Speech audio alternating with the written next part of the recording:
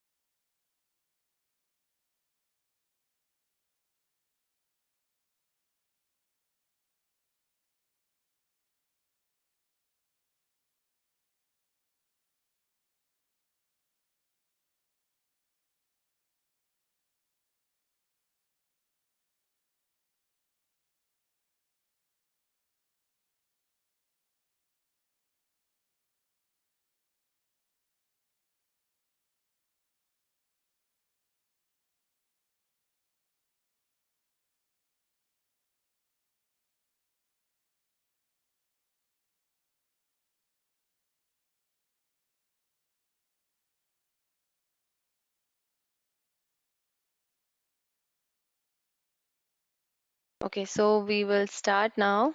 So, welcome everyone. Thank you for joining. My name is Soumya, and I will be your host for this session. So, throughout the session, if you will have any questions, you can send them through chatbot or you can unmute and ask, and probably we'll take questions in the end. Uh, so, let me introduce you to Tech Canvas first.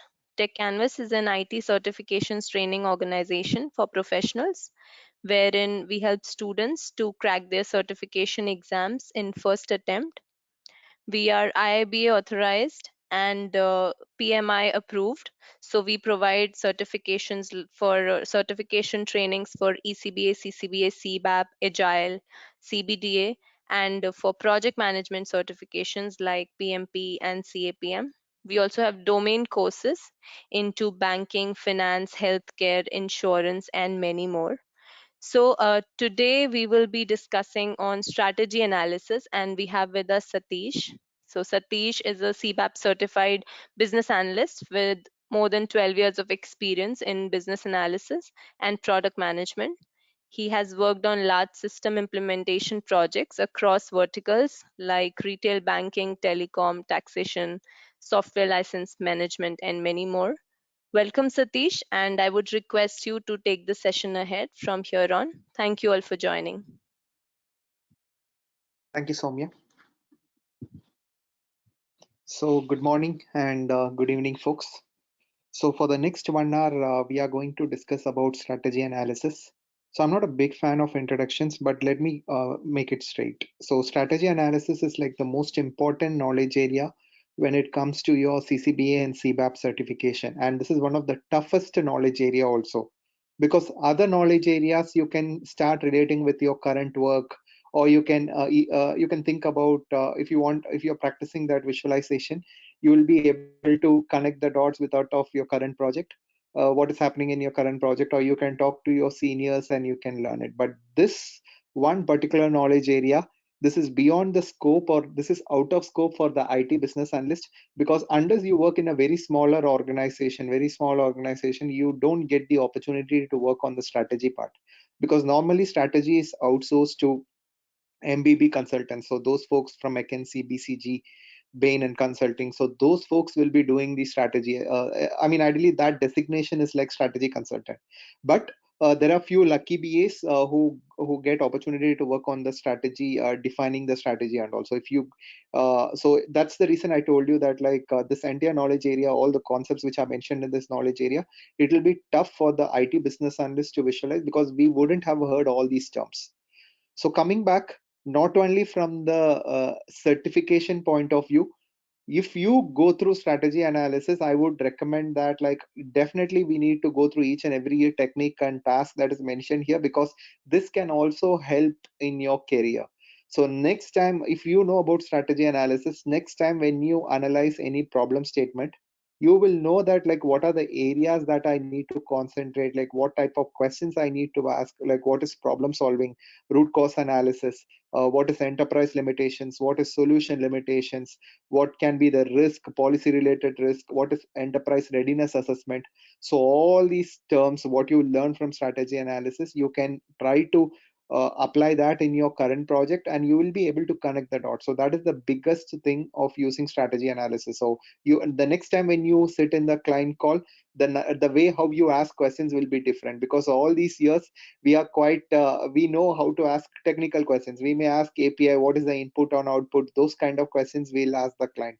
But next time you will be like empowered in order to ask strategical questions, like why this feature, what is the strategy behind this feature, those kind of questions you will be able to ask. So without much ado, let's get started, because I just have hardly 55 minutes in order to complete the entire syllabus. So strategy analysis, when you see babok, this is the first knowledge area. You may ask me like BAPM is the first knowledge area, but technically if you're connecting the dots, right? So babok is all about connecting the dots. So if you're connecting the dots, the first knowledge area in babok should be strategy analysis. And then after strategy analysis, you can go and read BAPM, elicitation, requirement lifecycle management, and everything. So the first knowledge area, if you have to start, I mean, for those folks who have not started, Then if needed, you can start with strategy analysis. I mean, if you believe in that, like I have to start in a synchronized way, or like in that way, I would recommend you to start with strategy analysis. But from the exam perspective, I would recommend you to go with BAPM itself, because the input and output is like the first task input is always referenced in the second task. So it all starts with strategy analysis. So now first let me explain to you in layman terms what is strategy analysis. I want you to imagine that you're a business analyst in a new project. So the client is TCS. So let's assume that like the client is TCS and TCS have some problem.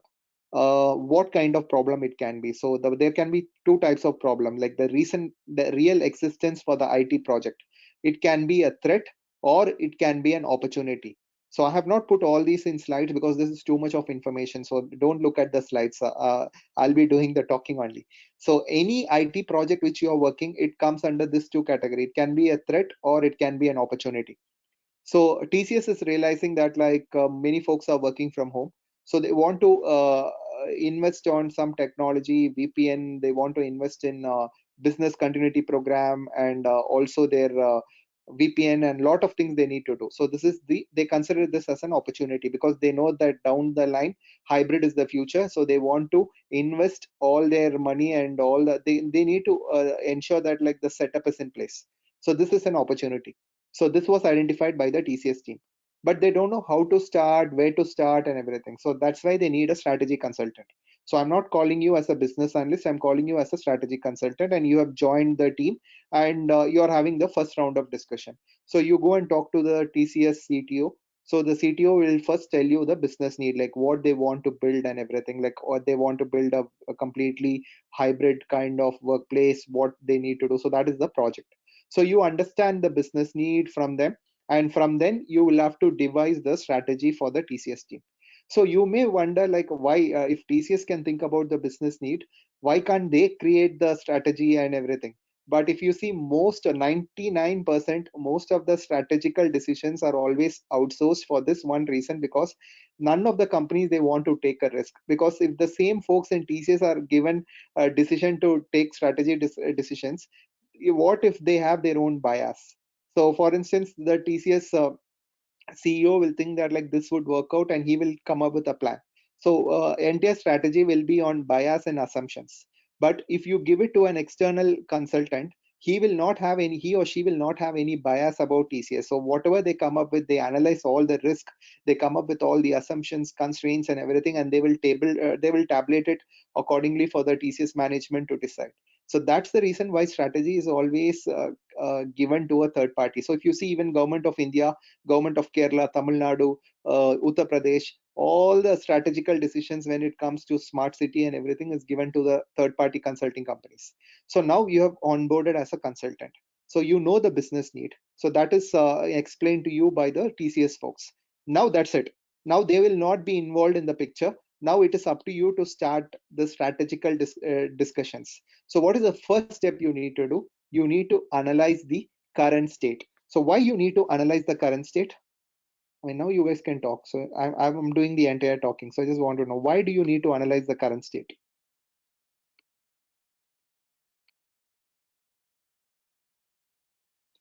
You guys can unmute and talk. So why? The analysis of Yeah. We need to analyze the current state so that we can understand why exactly a company is looking for change, and where is the lacking point, or where is the enhancement is required, Perfect. so that Perfect. we can work on that. And I what completely agree. changes are required? What kind of changes? What kind of changes are required? Perfect. Any other answers? Or You maybe need to do what gap challenges they analysis. are facing as of now in the current Challenges. state. Yes. Perfect. Challenges you need to find out. Cool. Last answer. Anyone? Possibly if there is any way things are currently being done. Cool. If there is a new way, yeah, you try to find out. Cool. So all the answers are right. So now let me explain, as per IABA, the reason why you need to find out the current status. See, TCS wants to go completely a hybrid workplace, and this is a strategy. So that means it may take 3 4 years. This entire project can go for 2 3 4 years. So let's keep a target as 2025. So now what you need to find out is what is the current IT state of TCS? Like, are they hybrid friendly, or like what is the current state? So you need to look into the VPN. You need to look into the current work from home policy. You need to look into the data privacy, data security, and everything. So you need to know what are the current requirements that are implemented for the hybrid workplace. So you need to first analyze what is happening currently, because only when you know what is happening currently, you will be able to predict what should be the requirements for the future. You guys agree? So the first thing you need to find out is you will set up a meeting with all the stakeholders. So all the stakeholders means it can be the TCS customers, the TCS clients, TCS employees, TCS suppliers like Airtel, Vodafone, or maybe O2, and Dell, HP, and government. Also need to involve government officials also in this meeting, and you also need to involve all those workplace admin team, transport team, finance team, and everybody. So you go and first have the first round of discussion you will have with all the stakeholders, and you will capture what is happening currently in TCS. So the IT team will tell you about the security features. The client team will tell you that, like, if confidential information when employees accessing in from their laptop, what could be the repercussions and everything. So you're jotting down everything. So what happens is when you're capturing that information, let me go to the slide. So now you're going to analyze the current state, right? So when you're capturing that information, the stakeholders will also tell you that, like, it would be great, as of now, all the employees, we are providing them 4 GB RAM. So when they attend a content heavy teams meeting, most of them are coming back and telling us that, like, they are not able to share the screen. So it would be great that, like, we should provide them 8 GB RAM. So this, they are now telling you currently we are having a 4 GB RAM, but the same person is also telling you that down the line it will be great if it would have been 8 GB RAM. So what you're going to note down is 4 GB you will note down in a document that is like the current state document. And when they say that, like, 8 GB they want to see in the future, then automatically you will map it as a business requirement. So when you're doing the discussion itself, the stakeholders will tell you that, like, what they want to see in the future state. Those you keep it in a separate document, and that is called as a business requirement document. So once again, I repeat, the only input that is needed for analyzing the current status: needs. All you need to have is needs, and based on the needs, when you go and talk to the stakeholders, that is elicitation results. So you're going and talking to all the stakeholders, right? So the input is elicitation results, and the output is simple: what is there in the current state that you're documenting, and that is called as the current state description.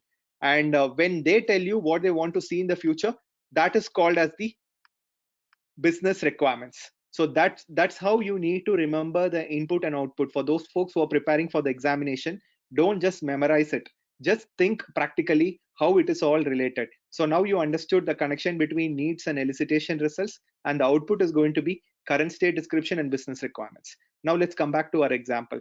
So what do you document in the current state description? So I can document about the different stakeholders, I can document about the process, I can document about the technology, policies, and everything. So let me show you. What are the key contents in the current state description? I can talk about the business need. First, in that one section, I'll write about the business need.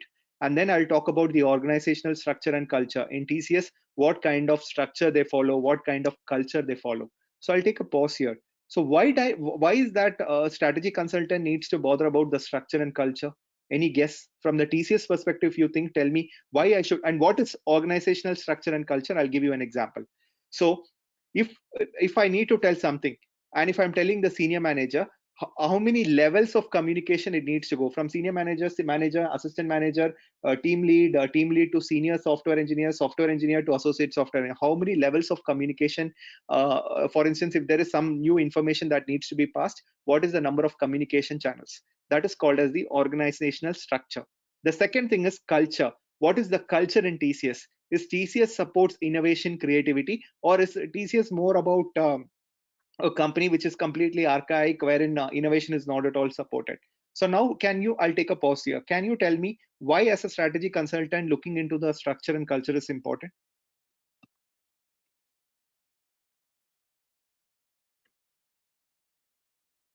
to will tell you the risk involved if the solution can be implemented or not in the first place. Perfect answer. The reason why you need to find out the structure and culture is because only when you know what is happening currently in TCS, if you, most of you, I don't know, you will agree with me or not, but TCS is a service-based company. Service-based company, innovation and creativity will take a backseat. So no offense for TCS employees, but let me tell you, in service-based companies, innovation and creativity is not that supported. And you all know that, like in TCS and CTS, the decision making is not decentralized. It is always that like somebody on top of your head. Like for instance, the client manager will take a decision and then the senior manager will say yes, and then the manager will say yes. So you know that like the process, the communication channels in a service based, not only TCS, in all service based companies, the decision taking is like it has to go through levels. So now you're jotting it down, you're capturing it. Reason is like, now you have to provide a recommendation what needs to be there in the future state. So when you're recommending that, like for instance, in hybrid workplace, employee can come on any days. So that is like 2 days in a week or 3 days in a week, and that should not be decided by the project manager. So that is the recommendation from your end in order to ensure that like everybody, because if a project manager is recommending only 2 days, like Monday and Friday, so employee will not be happy with it. What if they have to run some personal errands? So your recommendation is that like they can come on any day, but first you need to look into the culture. So if the TCS culture is like already that like everything needs to be approved by the manager, then your recommendation will not work. So that's the reason you need to find out about the culture and structure. You look into the existing TCS capabilities like VPN, how many laptops are issued, how many clients are like okay with the data privacy, everything you will document. What is the current technology and infrastructure? You will document policies, work from home policies, compensation policies, employee onboarding policies, everything you will read and you will document it, which is related to your business need. Okay, it's not that like you will read complete business policies of TCS. What is related to your business need, those policies you will study.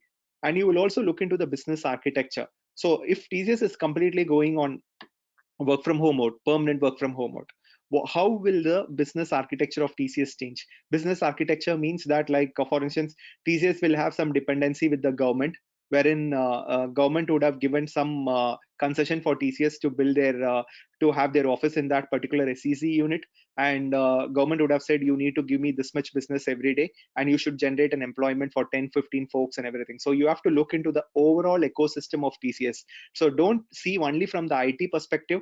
TCS also have responsibility from the society and other aspects also. So that will come under the business architecture. And don't worry, the business architect of TCS will come and give you all the data. Like if you are taking this decision, which all areas in TCS will impact, like from the taxation perspective, from the, for instance, HRA rules will change because if you're making around 10 lakh a month and your base location is Bangalore, if you're going into a tier 3 city, TCS cannot afford to pay you 10 lakh because as per the taxation rules, your HRA has to be lower because you are staying in a tier 3. So if your HRA is 2 lakh, then automatically it has to come to 50,000. So that drastic reduction needs to be there. All these things are there, which will come under the business architecture. And then external influences, like if TCS is doing it, what if Accenture copies it or Infosys copies it, or what if the government real estate lobby, they all are coming and hindering it? So that also you need to study.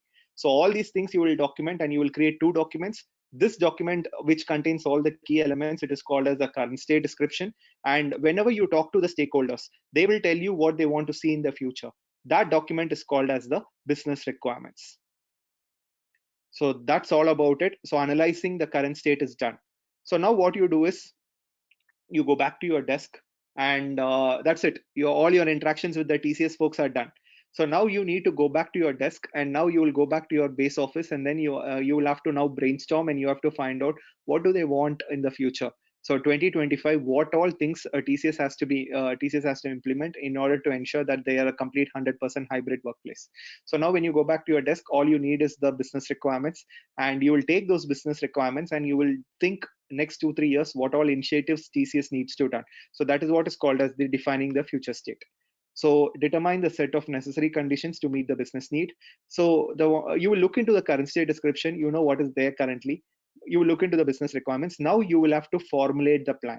So for that, you need the support of all the stakeholders, especially you will consult the TCS stakeholders, but this is completely based on your experience, and definitely somebody would have already implemented it. So you will look into those frameworks, and then you will now draft the plan. Like, this is what I'm planning to do. Like, you will draft a plan, like TCS has to do this, TCS has to do come up with this policy, increase the RAM size, or the VPN load should be like that, and all. You will come up with all the recommendations. So here, if you see, the input is business requirements, and the output, if you see, what you need to see in the future, that document is called as the future state description.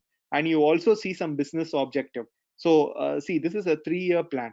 So in 2025 is what they want to see. But do you think that like the TCS will wait till the last minute in order to run on this project? So you have to come up with some business objectives, smart objective. We call it as smart objectives, wherein every 3 months and 6 months you will keep some checklist, and you will see whether you're able to achieve it. Only then you will say, because if you see all the migration projects, they will go in phase wise, 10%, 20%, 30%, 50%, and by finally they will say that like 90% of the project is complete. Similarly, you need to come up with a business objective. So maybe next year we will target 10% of the employees completely on a hybrid model, and 2022 August, 30% of the employees. So you need to come up with that statistics in order to be prepared. So that is called as the business objectives.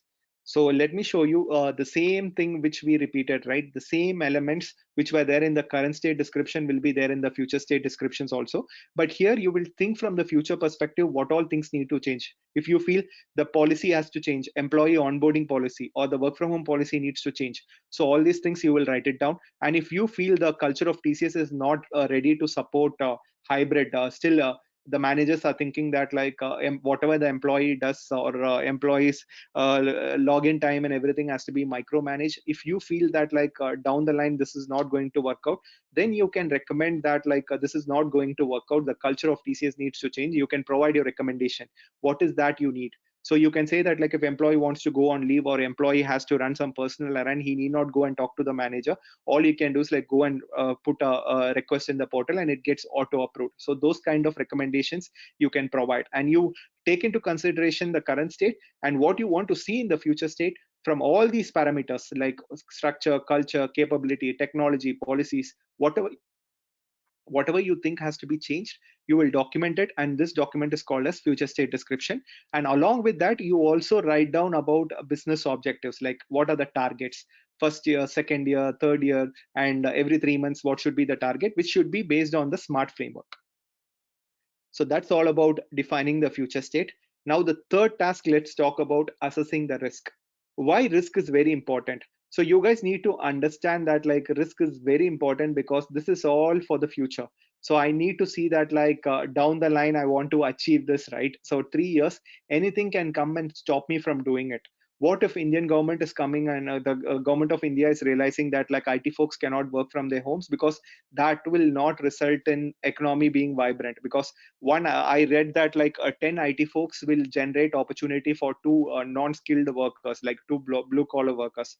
So none of the government will never support any company to go permanent work from home, because that will result in a very um, slow economy. So that could be a risk. And what are the other risks? What if the employees are complaining that like, I mean, this may not happen, but what if some section of the employees, they want to come to the office? Third risk can be the data privacy. What if somebody has all the client confidential data is somebody misuse that? So that can be a issue. Or what if the employees are feeling a burnout? That could be an issue. So now as a strategy consultant, I need to find out like what all risk can hamper stop me from achieving my future state. So here I will go completely not only from the IT perspective, I'll have to think from all the perspectives. So I don't know how many of you know that like when this corona in 2020, right, when this COVID happened, only few companies survived, and many companies, they were not able to understand what it was or how to respond or react to that situation.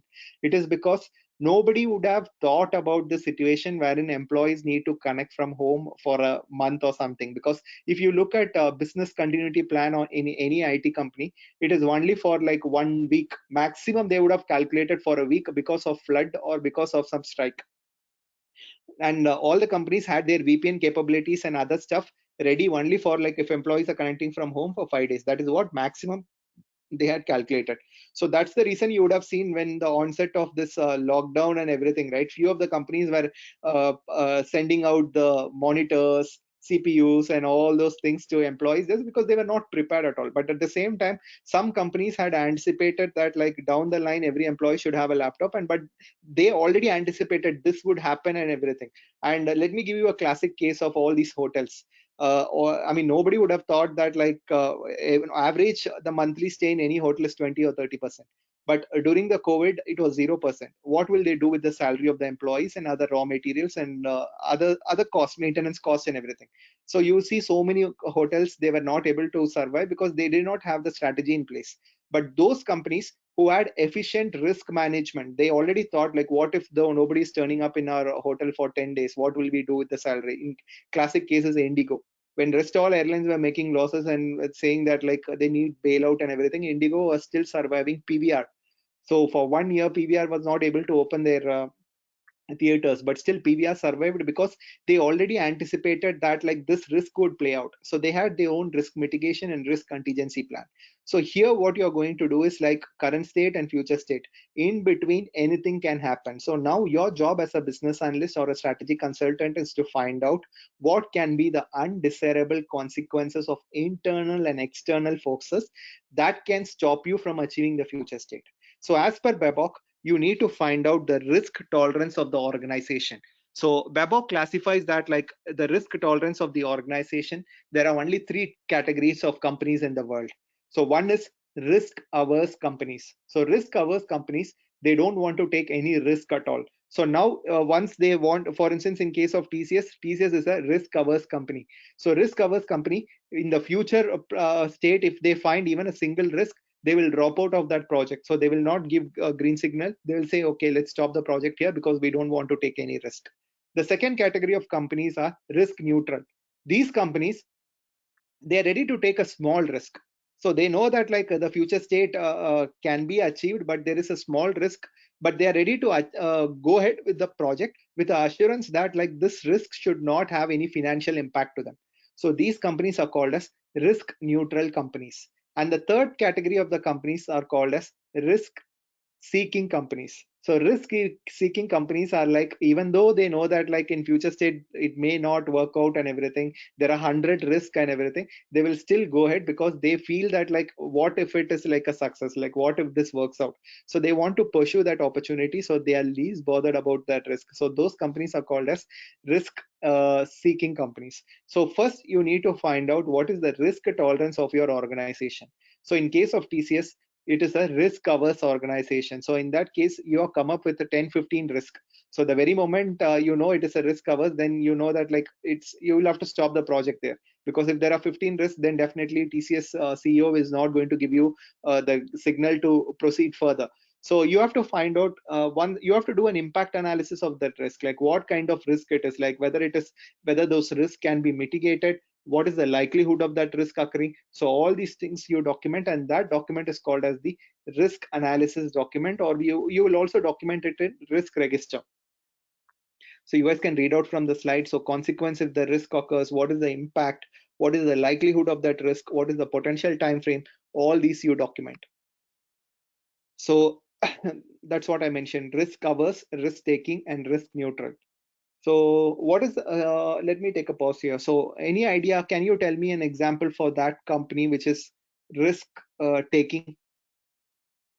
I mean, you would have heard of something, some companies which is completely risk taking, because they will work on all those initiatives which are considered to be highly risky, or you never know whether it is going to work out on anything, but they still want to take that risk. Tesla. Pharma companies. Tesla. Tesla, perfect. Pharma companies, because pharma companies, they will work on some formulation, because more than there are 100 pharmaceutical companies in the world, but only 10 companies were able to find out the COVID vaccine. Rest 19, it's not that rest 90 did not try, because this is once in a lifetime opportunity for them. Rest 90 they tried, but it did not work out to them. Like they were not able to formulate it. So rest 10 companies, they were quite lucky, they were able to come up with it. So every company will do that. But the problem is if this does not work out, right, that's it. The entire team, you would have heard in product-based companies, the entire team is like they will send out the entire team in a single day, because if they feel that like they will invest, the company will invest so much in that particular product, and if that product is not getting traction in the market, next week or the next day itself, the entire team is rolled off from that particular initiative. So these all things are common. So as a business analyst, what you do is like you analyze all those risks and you document it, and you also come up with the risk mitigation and risk contingency. So you can see one of the element is recommendation, right? So you have to see all the risk, and you look into the risk tolerance, and now you're going to say, okay, we should not proceed further because you are completely a risk averse organization and there are 10-15 risks which I think is not going to get solved, so I feel we'll have to drop it here. But if you feel that like it is a risk taking and risk neutral company, then you will go to the next stage. Clear?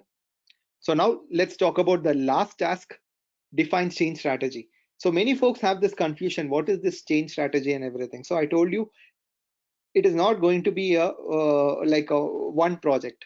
So if there is like a big hybrid workplace and everything, it is going to be like a very big enhancement kind of project, and it will have its own releases, like you will keep some checkpoints, some milestones and everything. So that is what is called as change strategy. How you are going to achieve the future state, what is the approach that you are going to take, what kind of approach you are going to take is what is in that detailed document that is going, you have to go on mute. So the detailed approach which you need to take, like this is the approach which I'm going to take, the detailed plan, like I'm going to do this every 3 months, the milestone 5%, 10%, 15% will achieve, these many resources I need, this much budget I need. So a detailed plan that will give you all the information about like how you are going to achieve the future state, that document is called as the change strategy.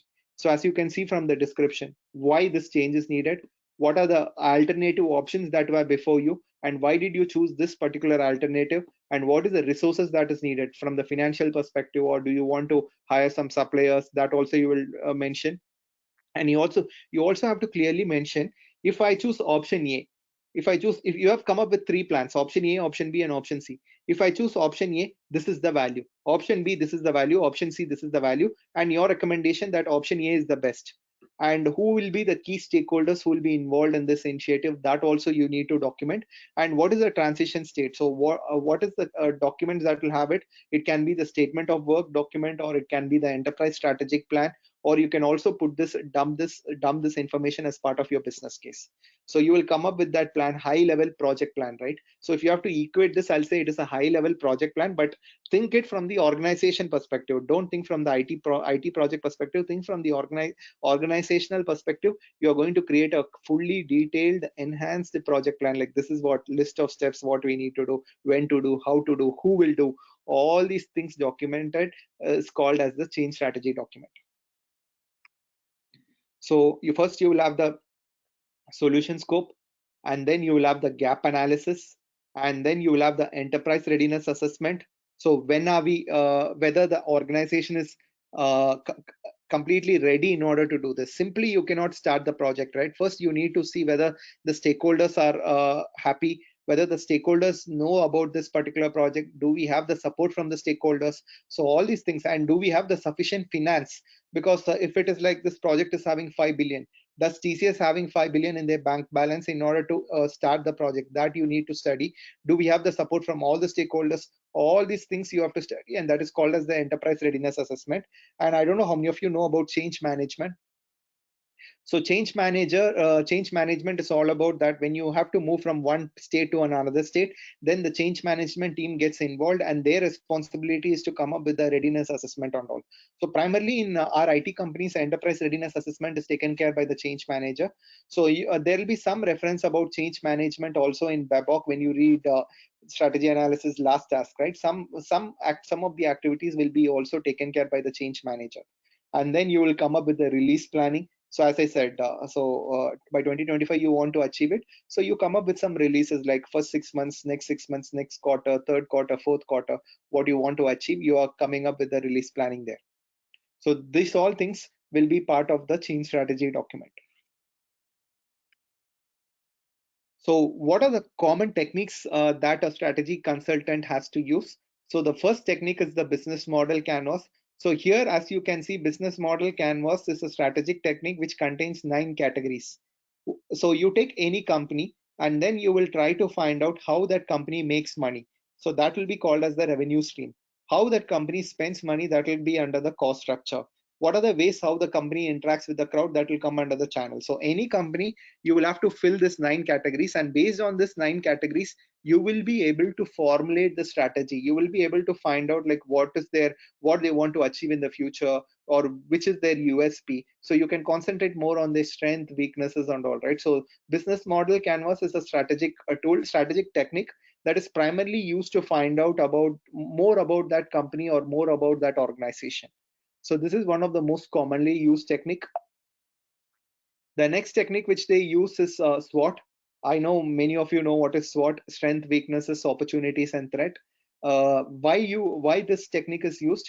So in case if you want to find out like what should I do next, I've worked on all these projects, but I need to find out like where should I. The organization is confused what they should do next. So in that case, what they need to do is like they can try to reduce their weakness or try to reduce their strength, or they can enhance their opportunity, or they can enhance their strength.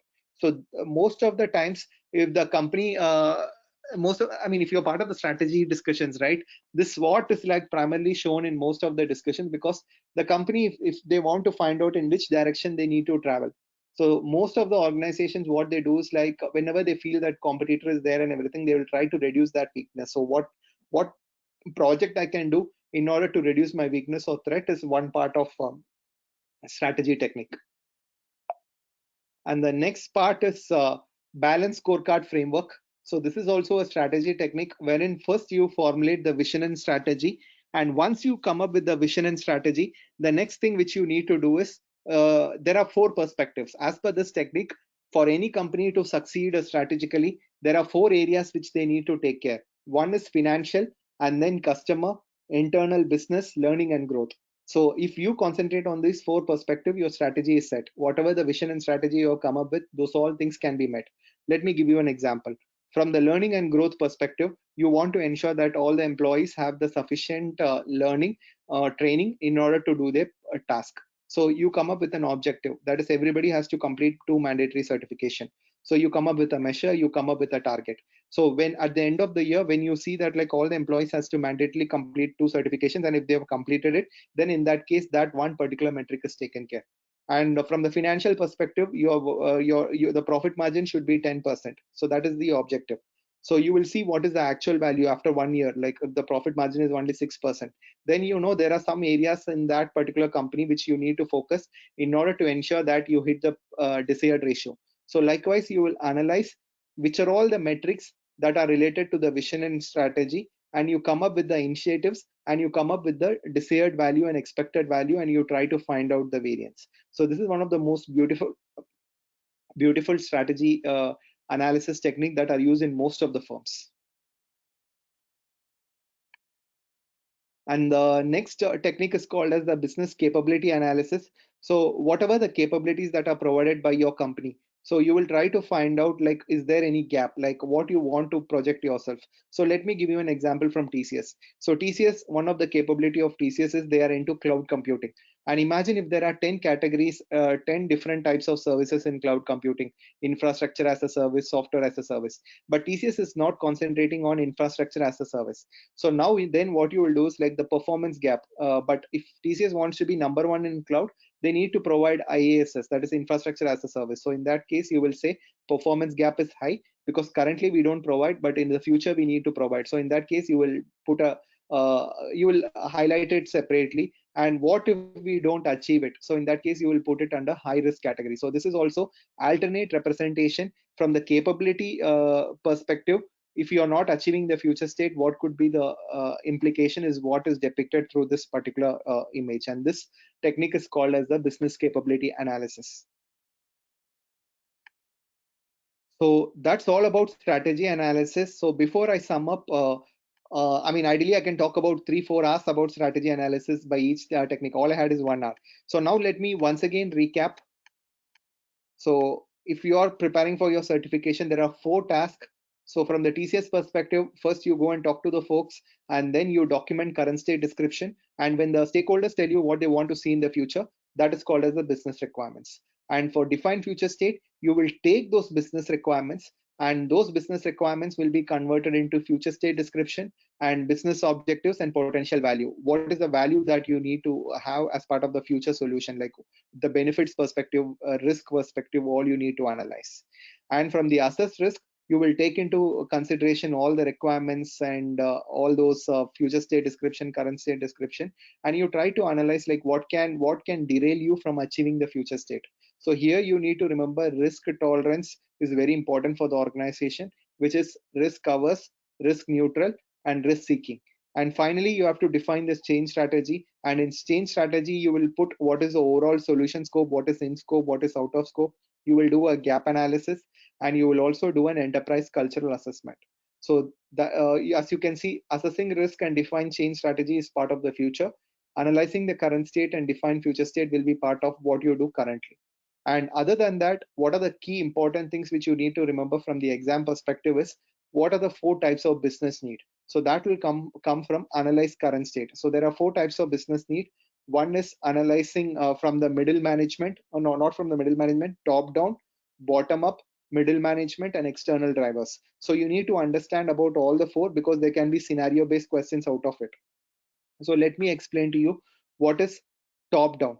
So top down is something that is completely strategic in nature. So the reason why they started in this project is because the senior executives thought that like down the line this will work out. So whenever they are thinking strategically and when they start that project is called as top down project.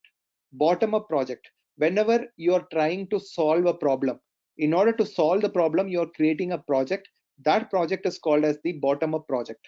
The third category is middle management. So middle management is quite dicey. It is not a problem, it is not a strategy. Okay, so you are doing a project in order to increase the productivity, or it is more of like an add-on project or enhancement project. So you're not trying to solve a problem, and this is not strategy also, but you just started this project just because you feel that like down the line the productivity will increase. So those projects will come under middle management. The fourth category is called as the external drivers. What do you mean by external drivers? Those projects which is not triggered by your company folks, but just because the competitors are starting it, you also started it. So Facebook is investing most of its R&D funds into Meta. You sorry, this one Meta virtual reality.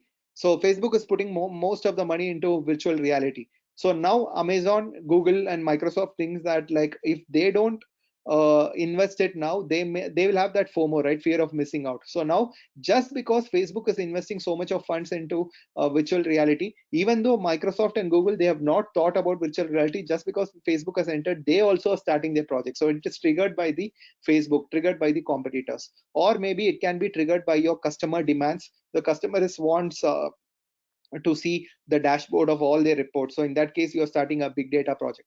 Or maybe because of the government demand, government regulations and everything, you're starting a project.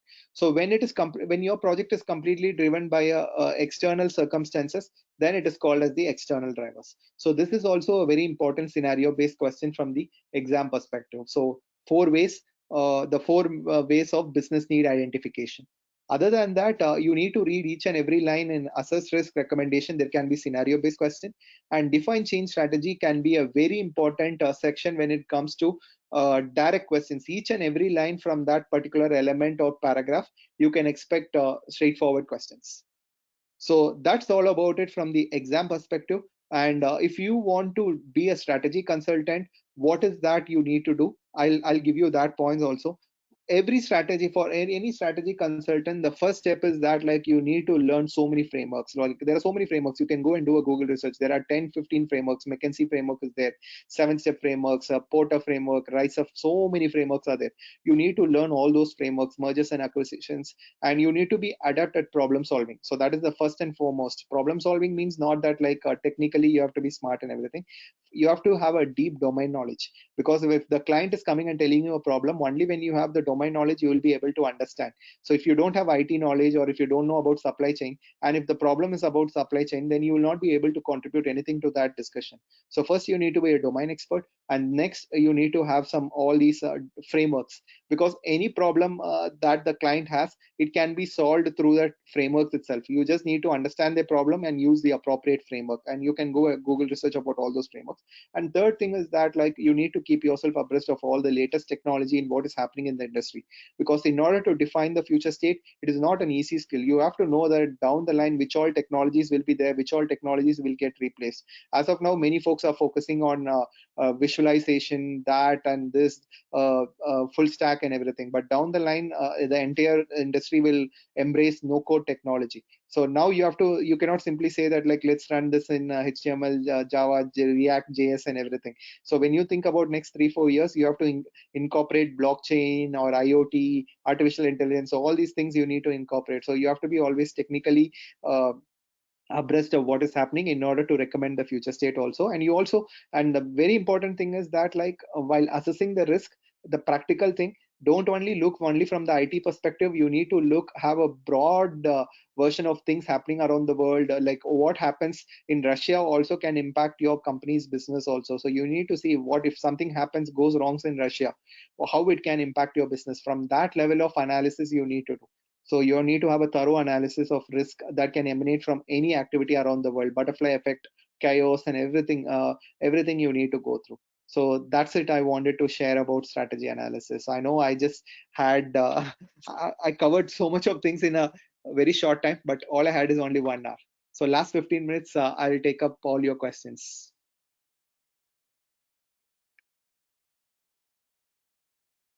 So did you guys understand? Did you guys got to know about strategy analysis? So I have a question. I think on one of the aspect you mentioned that why typically organization go in for some management consultancy firm Yes. to understand more about the strategic options. So the way I understand, these consulting firm typically understand the organization current state, their future state, their aspiration, and they may try to map them to the competitor in their space, and ultimately they will not or at least this is what I believe, that they typically give the organization some options.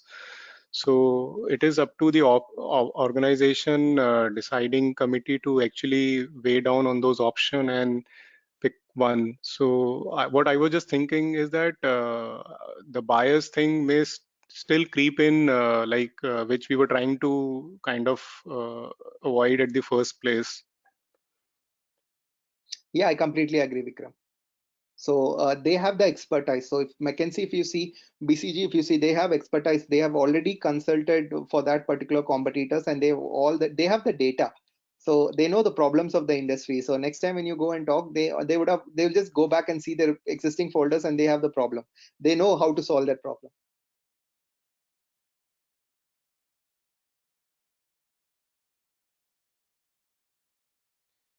Any questions about the content? Are you guys clear about strategy analysis? Anyway, you guys have to definitely go and read Babok, but on a broader level, you guys clear about strategy analysis? Yeah, Satish. Okay, thanks, Ravi. So no questions about certification. I mean, if you have any questions about certification, you can ask me, or anything related to the business analysis, strategy analysis. Hi Satish, this is Sudha here. Just a quick come from this strategy. Okay, I am hearing two questions, so maybe I'll go with Sukriti first. Yeah, Sukriti. Right. Yeah. So I was asking the questions that come from this knowledge area are like, I mean, from your experience, are very much case study based or are they very objective? So what kinds of questions can be expected? Also, how Yeah. heavily is the text covered in the like you explained about the business model canvas and capability analysis in that example, right? So is it like very detailed questions? Yeah.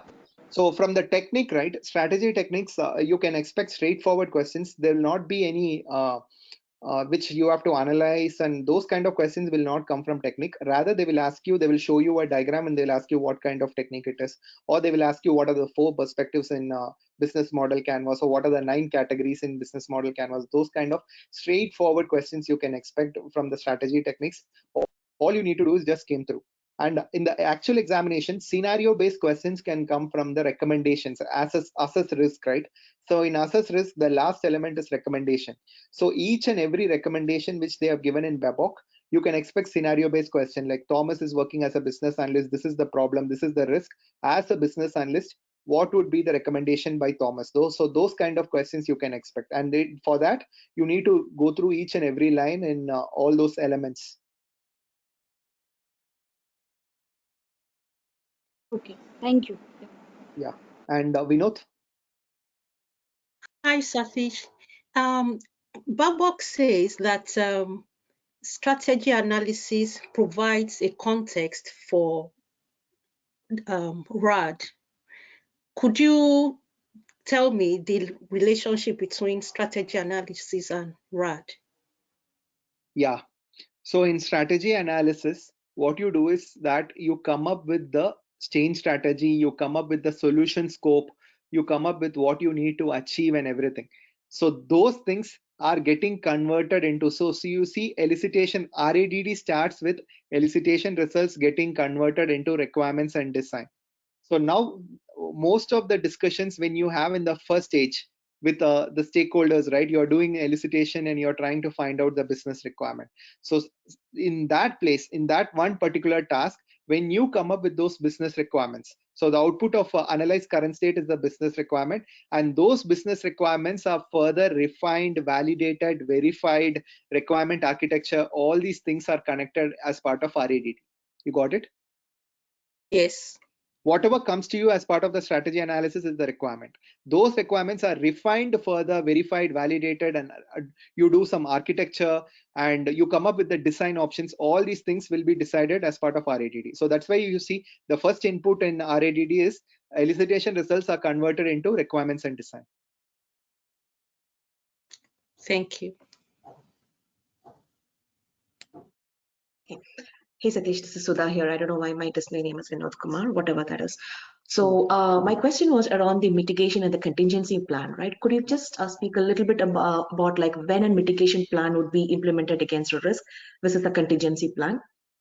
Okay. So you have identified risk, Sudha. So now you have identified a risk. Let's take a case that like it's a website. So you identified a risk that like what if the application goes offline in the production? So that is a risk. So now there are 2 ways how you can, so that can be a practical possibility. Any website can go down in the production at any point in time. So that is a risk you have identified as a risk. So now as a business analyst, you're coming up with the risk contingency and risk mitigation. Risk mitigation is what can you do from your end in order to prevent that risk from happening. What all you can do from your end in order to prevent that risk is called as a risk mitigation. So that is called as I'll ensure that like there is always a sufficient backup server. So even if server A goes down, within seconds server B will pick it up and it will be up and running. So you are trying 99.9% in order to reduce the risk. That is called as risk mitigation plan.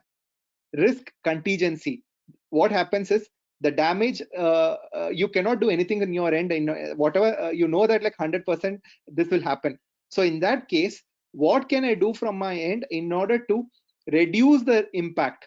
So that comes under risk contingency. So you want to reduce the impact. That is like if application goes offline 1 hour, if the application goes offline, the business will lose 5 million, 10 million. So what can you do from your end in order to reduce that impact? So you will say that like within 10 or 15 minutes, backup server, or you will create, you redirect to a new URL. So in order to reduce the impact, what you do, that comes under contingency. So mitigation, before what can you do is mitigation, and afterwards what can you do is contingency. Got it, Sudha?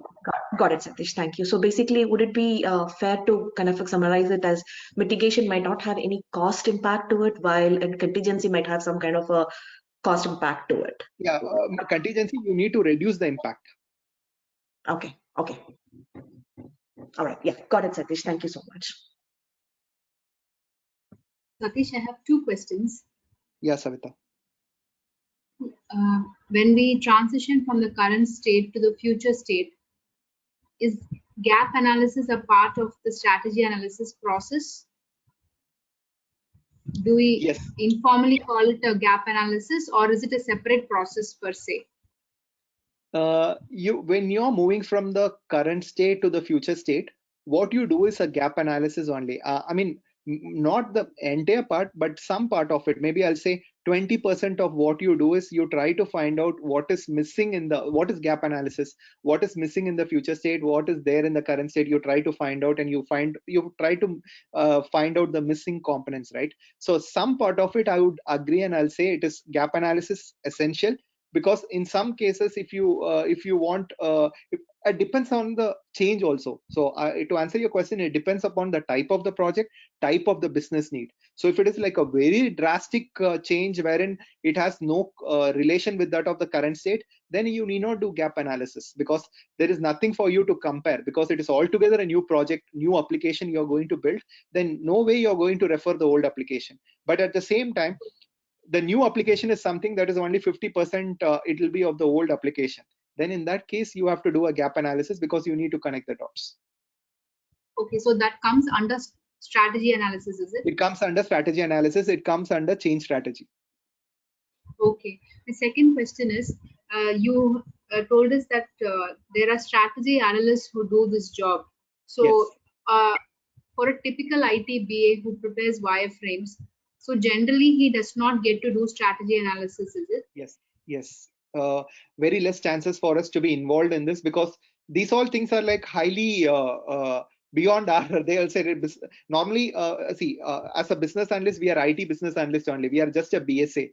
So unless you are from you did your MBA from IIMs, and that too I'll say strategy consultants, not everybody can get in become a strategy consultant. You need to do from premier MBAs, and you need to work in the top 4 or top 5 MBB consulting firms. Only then you are considered as a strategy consultant. And unless if you're working in a very small organization, then in that case they cannot afford a strategy consultant. Then you get an opportunity to be part of the strategy discussions. You will be involved in like next 3 years what we need to do, next 5 years we need what we need to do. You will get an opportunity. I'll not say you business analysts will never get, but on a majority perspective, IT business analysts will never be involved in the strategy discussions, because they don't consider us to be that key stakeholder who can provide any inputs, because they feel that like since we have IT knowledge, we'll not be able to provide anything there. So here it is completely given to third-party consultants only.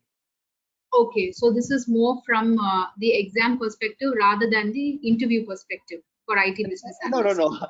From exam perspective, you need to think that like as IT business analyst, you have to do everything.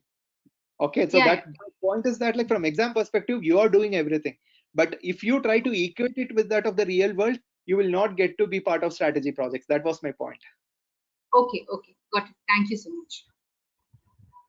Because rest all knowledge areas, Savita, you can easily think that like whatever you learn, you can implement it in your current project. RADD, requirement lifecycle management, solution evaluation, elicitation, BAPM, whatever you have learned, you can go and try to do it in your current project. You get that opportunity, and you can create the opportunity and you can do it.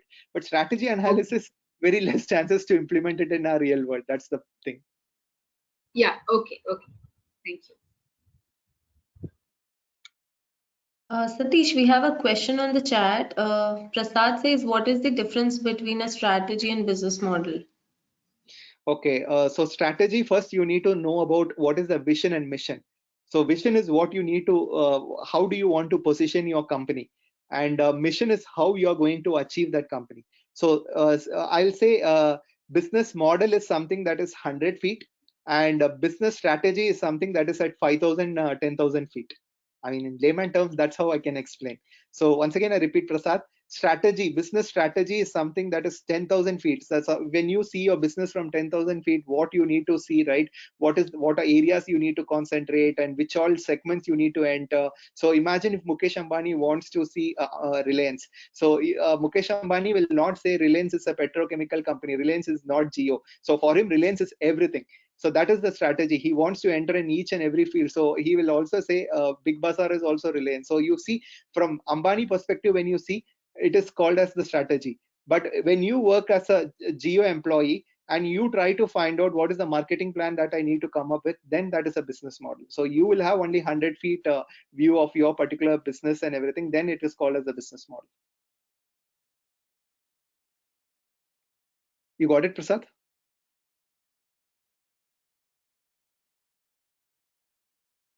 Okay.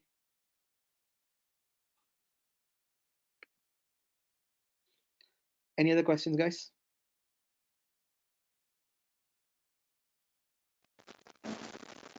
Satish, can we have a webinar for RAID also? RAID for Yeah, that we'll kind plan. of. Yeah. Thank you.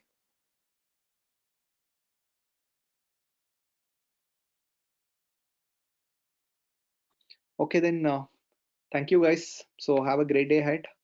Let's connect in the next webinar. Thank you, Soumya. Thank you, Thank you. Sati. Thank you, everyone, for joining.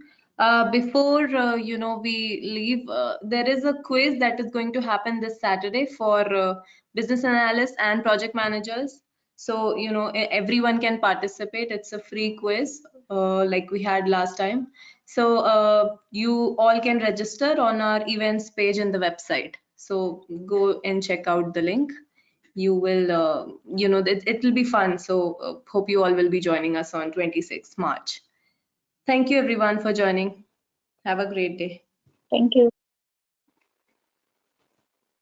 Thank you.